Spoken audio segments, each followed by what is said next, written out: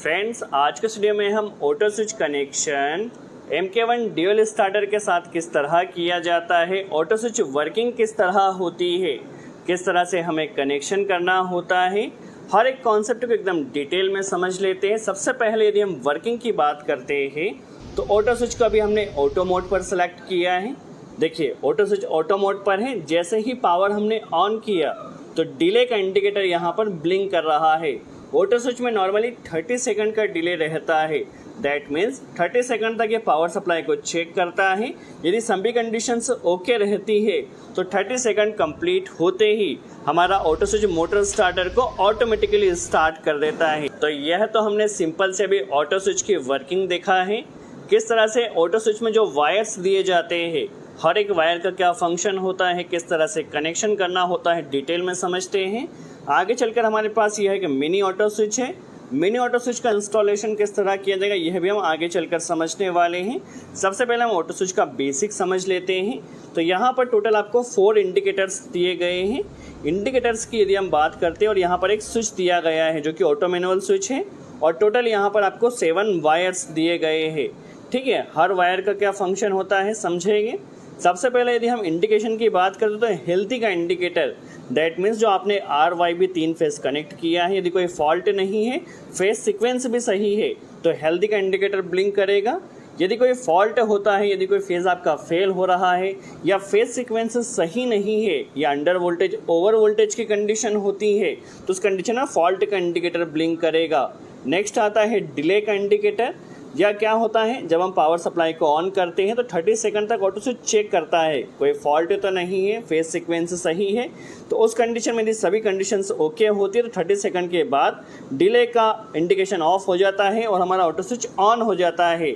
जब auto switch on होगा, motor starter on होगा, तो उस कंडीशन में यह ऑन का इंडिकेटर ब्लिंक करता है।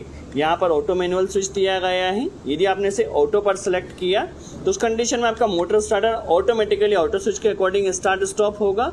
Manually, that means push button के साथ यदि आपको इसको स्टार्ट स्टॉप करना है मैनुअली, तो आप इसे मैनुअल पर सेलेक्ट कर दीजिए। यदि हम यहाँ पर 7 वायर्स की बात करते हैं तो RYB, ठीक है, यहाँ पर 3 फेज पावर सप्लाई हमें यहाँ पर कनेक्ट करना होगी ऑटो स्विच में। यहाँ पर देखिए 2 वायर आपको दिए गए N और V, जिसे आपको NO, दैट मीन्स जो कॉइल है आपकी कॉइल के सीरीज में लगाना होगा। ठीक है, जैसे सीरीज में लगाया जाएगा N एंड V को, S1 और S2। इसे आपको स्टार्ट जो पुश बटन है, स्टार्ट पुश बटन के अक्रॉस में लगाना होगा। ठीक है, तो S1 और S2 को स्टार्ट पुश बटन के अक्रॉस में लगाया जाएगा। चलिए अब हम मोटर स्टार्टर के बारे में समझ लेते हैं। देखिए, यहाँ पर स्टॉप पुश बटन और स्टार्ट पुश बटन यह है। ठीक है, यहाँ पर यदि हम इस MK1 स्टार्टर के बारे में समझें तो ऊपर वाला जो पोर्शन है, ठीक है, ये इसका ओवरलोड रिले का पोर्शन है, यह कॉन्टेक्टर का पोर्शन है। ठीक है, क्या होगा, जो इनपुट पावर सप्लाई यहाँ पर हम RYB कनेक्ट करते हैं, जब हमारा मोटर स्टार्टर ऑन होगा, ठीक है, जब हमारे यहाँ पर कॉइल ऑपरेट होगी, जो NVC कॉइल है यह ऑपरेट होगी, तो यहाँ पर जो इनपुट पावर सप्लाई कनेक्ट किया है वह यहाँ से RYB निकलेगा और यहाँ से मोटर टर्मिनल पर जाएगा। ठीक है, ये इसका NO पॉइंट है जो कि होल्डिंग के लिए यूज़ किया जाता है। ठीक है, अभी हम समझते हैं यहाँ पर ये इसके NC बटन है P1 और P2। ठीक है, आपस में NC रहते हैं, यहाँ से मोटर स्टार्टर को स्टॉप कर सकते हैं। ठीक है, P3 एंड P4 ये इसके NO पॉइंट रहते हैं जिसके ज़रिए मोटर स्टार्टर को स्टार्ट कर सकते हैं मैनुअली। यदि हम कनेक्शन की बात करें तो NVC कॉइल में हमें 2 फेज़ देना है। तो एक फेज़ देखिए ब्लू फेज़ हमने लिया और NVC डायरेक्ट कनेक्ट किया है। ठीक है, यहाँ से सेकंड R फेज़ ले लेना है। ठीक है, R फेज़ लिया, इसे P4 पर कनेक्ट किया है। जैसा कि हमने आपको बताया था, ये आपस में NO में रहते हैं। जैसे पुश बटन को प्रेस किया जाए सप्लाई यहाँ पर आएगी और यहाँ से हमने एक कनेक्टर लगाया है, दैट मीन्स सप्लाई यहाँ तक आ जाएगी। यह आपस में NC रहते हैं तो सप्लाई कंटिन्यू पास होगी यहाँ से यहाँ पर, और यह आ जाएगी NVC कॉइल में। तो यहाँ पर हमारा मोटर स्टार्टर मैनुअली ऑपरेट होगा। जैसे ही हम स्टार्ट पुश बटन प्रेस करते हैं वैसे ही। अब इसमें हमें होल्डिंग किस तरह से रहती है, तो होल्डिंग के लिए क्या रहता है, यह पॉइंट और यह पॉइंट आपस में NO रहते हैं। ठीक है, NO रहते हैं जब हमारा कॉन्टेक्टर ऑन होता है। ठीक है, जैसे स्टार्टर को ऑन किया, कॉन्टेक्टर ऑन हुआ तो यहाँ की सप्लाई यहाँ पर आएगी।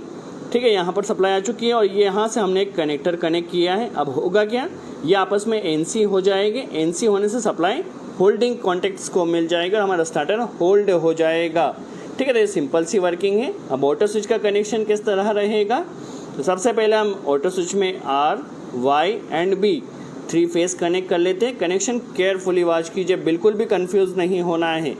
ठीक है, R, Y भी हमने यहाँ पर इनपुट पावर सप्लाई कनेक्ट कर लिया है। अब हमें A एंड V का कनेक्शन करना है। ठीक है, जिससे हमें कॉइल के सीरीज में लगाना होगा। तो आप इसे 2 तरह से लगा सकते हैं। क्या कीजिए, यहाँ से देखिए जो कनेक्टर लास्ट में आया है, इस कनेक्टर को रिमूव कर दीजिए और एनवीसी कॉइल को। तो ठीक है, यहाँ से जो 2 वायर निकलेगा, आप इसे एक वायर यहाँ पर लगा सकते हैं और एक वायर यहाँ पर लगा सकते हैं। यह फर्स्ट तरीका हुआ। सेकंड तरीका क्या होता है, यहाँ से आप इस कनेक्टर को रिमूव कर लीजिए और कनेक्टर को रिमूव करने के बाद एक वायर यहाँ पर लगा लीजिए और एक वायर यहाँ पर लगा लीजिए। सिंपल ही रहेगा। ठीक है, तो हम क्या करते हैं, यहाँ से इस कनेक्टर को रिमूव करते हैं और इस कनेक्टर को रिमूव कर लिया और रिमूव करने के बाद यहाँ पर एक वायर P2 पर लगा लेते हैं, क्योंकि ये NC रहता है। तो कनेक्टर क्या था, जस्ट सिंपल सीरीज़ में था, तो ऑटो स्विच के साथ ये सीरीज़ में हो जाएगा। ठीक है, तो देखिए एक वायर हमने P2 पर लगाया है और एक वायर P3 पर लगाया है। यदि आप एनवीसी कॉइल के यहाँ से कनेक्टर रिमूव करना चाहते हैं तो वह भी कर सकते हैं। ठीक है, सिंपल कनेक्शन है। N और V को हमने कनेक्टर रिमूव कर यहाँ पर सीरीज़ में कर दिया है। अब हमारे पास S1 और S2 है, तो S1 और S2 को हमें एक्रॉस में लगाना होगा स्टार्ट पुश बटन के। ठीक है, स्टार्ट पुश बटन के एक्रॉस में लगाना है। तो इसे सिंपल सा हमें P3 एंड P4 पर लगा देना है। P3 पे ऑलरेडी ऑटो स्विच से एक वायर आया हुआ है। तो आप कई बार क्या होता है, आप वायर को लूप करने का, कई इलेक्ट्रिशियन बोलते हैं, तो वायर को लूप करने का रीज़न यही होता है कि यहाँ पर ऑलरेडी एक वायर ऑटो स्विच से आया था, आप उसे वहीं पर लूप कर दीजिए और वहाँ से एक वायर लेकर आ जाइए। ठीक है, तो अभी हम क्या करते हैं, यहाँ से दोनों वायर को लूप किया और इसे P3 पर लगा देना है। ठीक है, P3 पर ये आ जाएगा S1। ठीक है, तो ये P3 पर आ जाएगा। जस्ट हमें स्टार्ट पुश बटन के अक्रॉस आना है और P4 पर लास्ट वाला ब्लैक वायर लगा देना है, तो ये P4 पर आ जाएगा। ठीक है, तो S1 और S2 को स्टार्ट पुश बटन के अक्रॉस हमने लगाया है और N और V को सीरीज में लगाया है। ठीक है, आई होप आपको यहाँ पर कॉन्सेप्ट क्लियर हुआ है, किस तरह से हमने कनेक्शन किया है। ठीक है, वर्किंग किस तरह रहेगी। तो ऑटो स्विच को पहले ऑटो पर रखा है, पावर सप्लाई ऑन कर दिया। देखिए यहाँ पर फॉल्ट का इंडिकेटर ब्लिंक कर रहा है। यदि फॉल्ट का इंडिकेटर ब्लिंक करे तो आप क्या कीजिए, यहाँ से R और Y किन्हीं भी 2 फेज़ों को इंटरचेंज कर दीजिए। तो हम क्या करते हैं, फॉल्ट का इंडिकेटर आ रहा है, इसे हटाने के लिए यहाँ से देखिए। ठीक है, फॉल्ट का इंडिकेटर हटाने के लिए यहाँ से Y और R फेस को इंटरचेंज कर देते हैं। तो इंटरचेंज करने से जो फॉल्ट का है इंडिकेशन वो हट जाएगा, हमारा ऑटो स्विच एकदम रेडी हो जाएगा।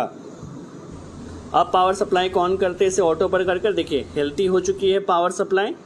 ठीक है, अभी डिले स्टार्ट हो चुका है। डिले 30 सेकंड का नॉर्मली रहता है। ठीक है, अभी 30 सेकंड तक ऑटो स्विच चेक करेगा कोई फॉल्ट तो नहीं है। यदि पावर सप्लाई ओके रहेगी, सभी कंडीशंस ठीक रहेगी, तभी हमारा ऑटो स्विच मोटर स्टार्टर को स्टार्ट करेगा। यदि कोई फॉल्ट रहेगा तो उस कंडीशन में ऑटो स्विच मोटर स्टार्टर को स्टार्ट नहीं करेगा। जैसे ही 30 सेकंड इसके कंप्लीट होते हैं, 30 सेकंड कंप्लीट होते ही ऑटो स्विच हमारे मोटर स्टार्टर को स्टार्ट कर देगा। देखिए जैसे ही टाइमिंग कंप्लीट होगा, तो टाइमिंग कंप्लीट होते ही हमारा मोटर स्टार्टर ऑटोमेटिकली स्टार्ट हो चुका है। अब आप इसे यदि मैनुअली ऑफ करना चाहेंगे तो ये मैनुअली ऑफ नहीं होगा, क्योंकि ऑटोमेटिक रन कर रहा है। इसे आपको स्टॉप करना है, तो इसे मैनुअली स्टॉप कर दीजिए। मैनुअल पर लाने पर आपका ऑटो स्विच स्टॉप हो जाएगा। सो आई होप आपको यहाँ पर कॉन्सेप्ट क्लियर हुआ हो, ऑटो स्विच का कनेक्शन किस तरह किया जाता है, किस तरह वर्किंग होती है। आगे चलकर इस ऑटो स्विच के ऊपर भी हम एक डिटेल वीडियो बनाएंगे। सो आज के लिए इतना ही। Thanks friends.